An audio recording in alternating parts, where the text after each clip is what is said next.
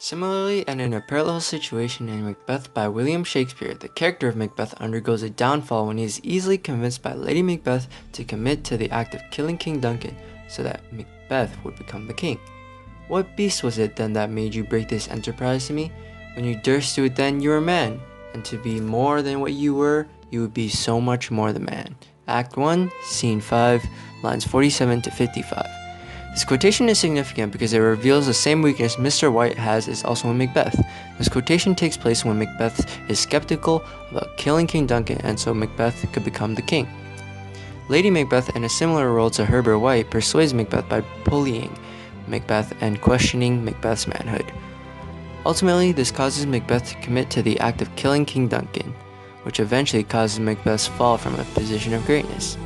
Therefore, it is evident that both in Macbeth and The Monkey's Paw, the characters of Mr. White and Macbeth undergo a downfall due to their foolish credulity in believing in other characters and not being able to make the correct decision that they know deep down is correct. In the case of Mr. White is satisfied with the life he already has, but eventually does what Herbert suggests, ultimately causing the death of his son.